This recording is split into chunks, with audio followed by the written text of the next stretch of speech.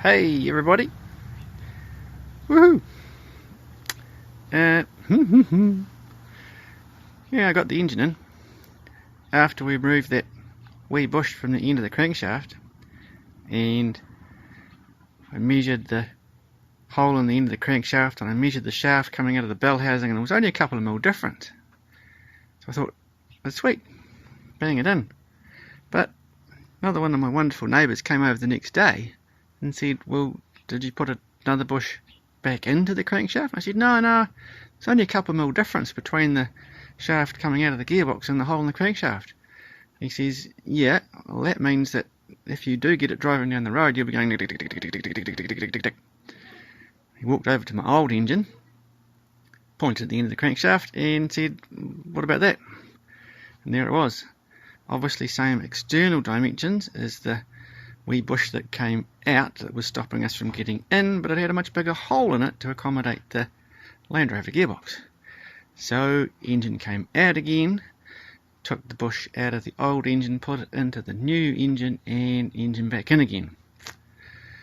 Anywho, today's adventure involves shiny wee oil pressure gauge.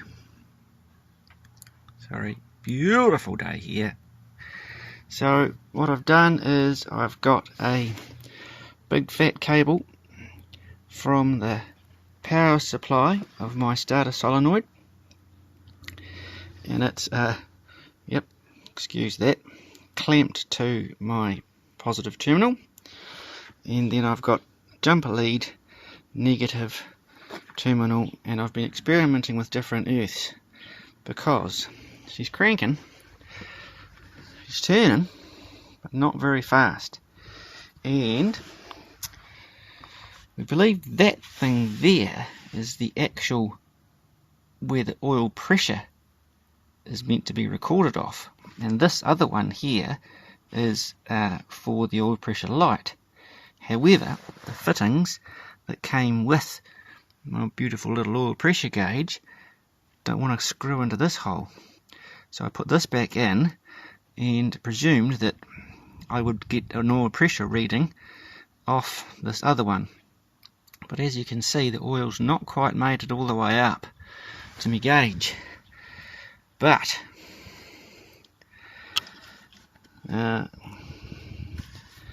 please excuse the I don't know, what would you call it, Darwinianism. Here we go. See if I can get a nice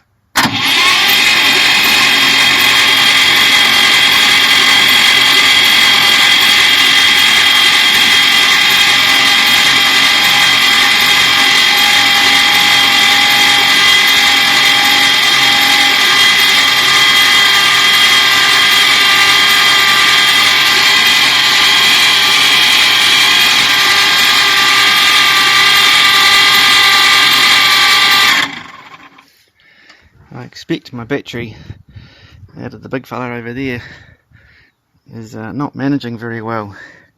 But look,